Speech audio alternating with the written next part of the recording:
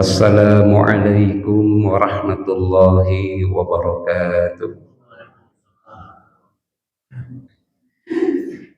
Alhamdulillah huwallazi arsala rasulahu bil huda wad dinil haq liyudhhirahu 'alad dini kulli wa kafa billahi syahida.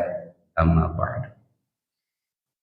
Bapak-bapak, ibu-ibu, hadirin yang sama-sama mengharap ridho Allah Subhanahu wa taala, marilah kita terus dalam kehidupan ini senantiasa bersyukur kepada Allah Subhanahu wa taala atas karunia nikmat yang telah Allah limpahkan kepada kita, sehingga pagi hari ini Allah masih memberikan kesempatan kepada kita, Allah masih memberikan kekuatan kepada kita, sehingga pada pagi hari ini kita bisa sama-sama melangkahkan kaki kita untuk bisa hadir di tempat yang mulia ini dalam rangka mengabdi kepada Allah Subhanahu wa taala.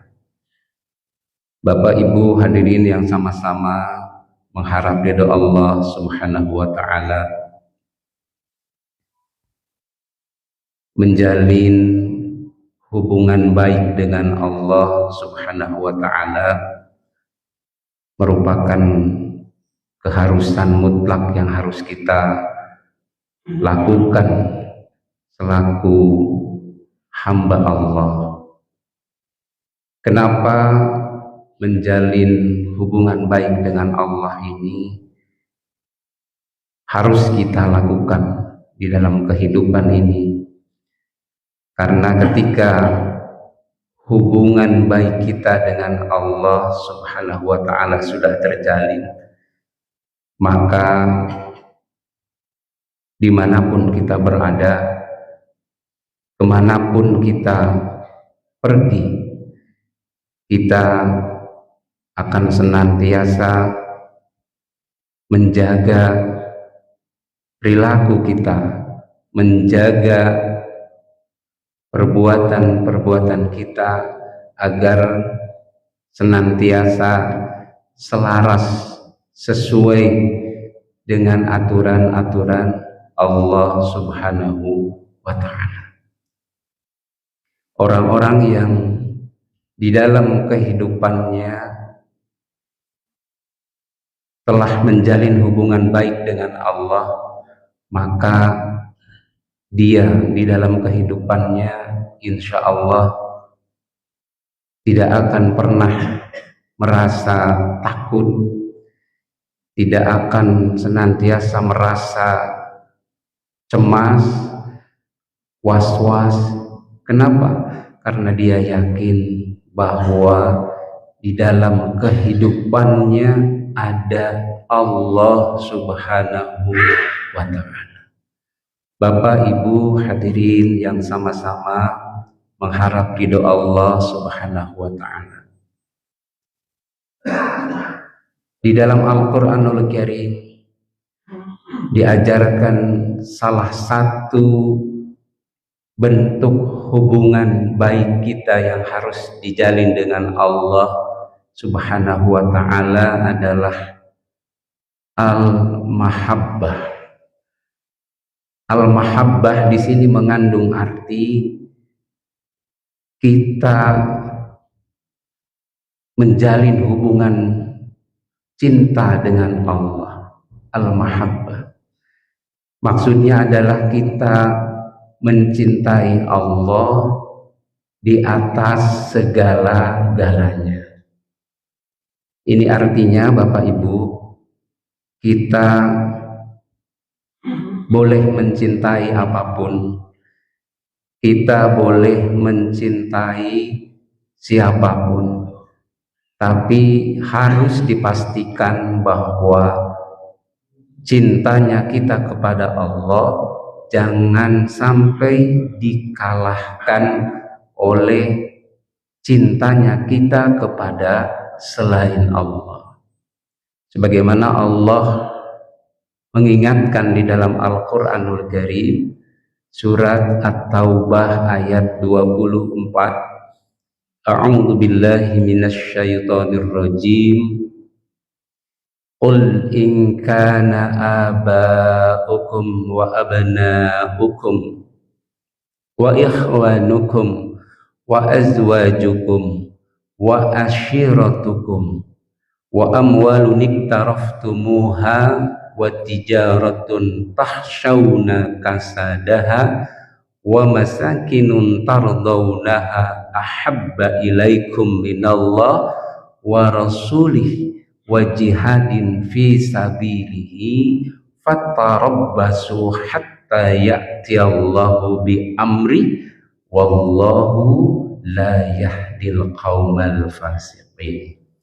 Yang artinya adalah, katakanlah, jika bapak-bapak, anak-anakmu, saudara-saudaramu, istri-istrimu, kaum keluargamu, harta kekayaan yang kamu usahakan, perniagaan yang kamu khawatirkan kerugiannya, dan tempat tinggal yang kamu sukai adalah lebih kamu cintai daripada mencintai Allah dan Rasul-Nya dan dari berjihad di jalan Allah, maka tunggulah sampai Allah mendatangkan keputusannya, dan Allah tidak memberikan petunjuk bagi orang-orang yang fasik.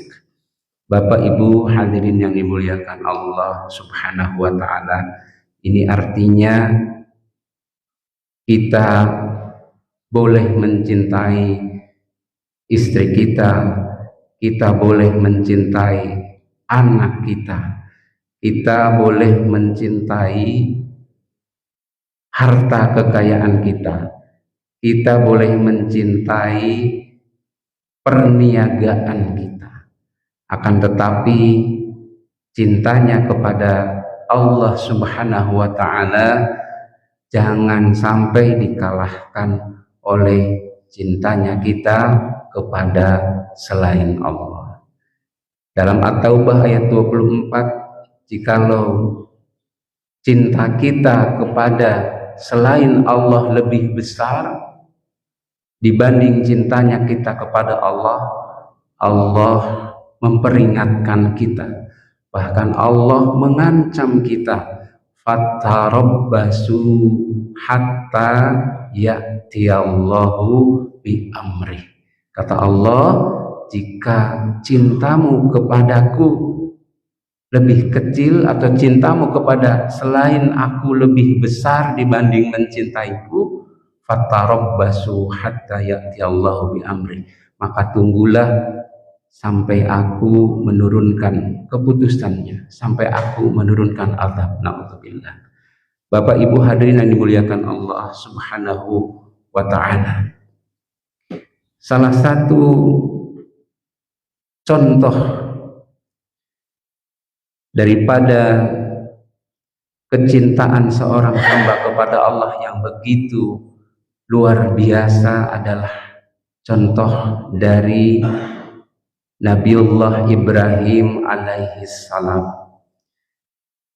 Ketika Nabiullah Ibrahim alaihissalam menerima perintah untuk menyembelih putranya Ismail alaihissalam, padahal Ismail alaihissalam adalah putra yang didamba-dambakan dalam kehidupannya. Dalam riwayat disebutkan bahwa Nabiullah Ibrahim alaihissalam mendapatkan atau dikaruniai putra, dikaruniai anak dari Allah Subhanahu wa ta'ala pada usia 86 tahun, Pak. Baru dikaruniai seorang putra yang bernama Ismail. Ketika beranjak dewasa, di mana Ismail ini adalah anak si mata wayang, anak kesayangan, tapi beliau menerima perintah dari Allah untuk menyembelih Ismail alaihissalam. Maka Nabiullah Ibrahim alaihissalam menyampaikan kepada putranya Ismail, wahai Ismail, aku mendapatkan perintah untuk menyembelihmu. Apa pendapatmu? Dan ini adalah jawaban daripada seorang anak soleh, anak yang cinta kepada Allah. Ismail mengatakan, laksanakanlah jika itu perintah Allah. Mudah-mudahan aku termasuk orang-orang yang sabar. Di mana ini diabadikan oleh Allah di dalam Al-Qur'anul Karim surat Al-Qasas ayat 102. A'udzu billahi minasyaitonir rajim. Falamma balagha ma'ahu sa'ya qala ya bunayya inni ara fil manam anni adbahuka fanzur madza tara qala ya abati if'al ma tu'mar satajiduni insyaallahu minas sabirin, yang artinya maka tatkala Ismail beranjak dewasa bersama Ibrahim, Ibrahim berkata, wahai anakku, sesungguhnya aku melihat dalam mimpiku bahwa aku menyembelihmu, maka fikirkanlah apa pendapatmu. Lalu Ismail menjawab, wahai ayahku, kerjakanlah apa yang diperintahkan oleh Allah kepadamu, mudah-mudahan aku mendapatkan, aku termasuk orang-orang yang bersabar. Bapak Ibu hadirin yang dimuliakan Allah Subhanahu wa taala, begitu luar biasanya ibrah yang bisa kita ambil daripada peristiwa ini, yaitu ketaatan atau kepatuhan daripada seorang ayah terhadap perintah dari Allah Subhanahu wa taala karena kecintaannya kepada Allah Subhanahu wa taala, dan juga kepatuhan serta ketaatan, kesolehan dari seorang anak yang juga taat terhadap aturan Allah dan cintanya yang begitu besar kepada Allah Subhanahu wa taala. Dan dari peristiwa ini yang dialami oleh Nabiullah Ibrahim alaihissalam dan putranya Ismail ini menjadi tonggak disyariatkannya ibadah kurban. Bapak Ibu hadirin yang dimuliakan Allah Subhanahu wa taala, mudah-mudahan kecintaan kita kepada Allah Subhanahu wa taala terus semakin besar, dan hubungan baik kita kepada Allah Subhanahu wa taala di dalam kehidupan ini bisa terus terjalin dengan baik. Amin ya rabbal alamin. Itu saja yang bisa disampaikan pada kultum subuh kali ini, mudah-mudahan bermanfaat. Nasrun minallah wa fathun qarib wa basyiril mu'minin. Assalamualaikum warahmatullahi wabarakatuh.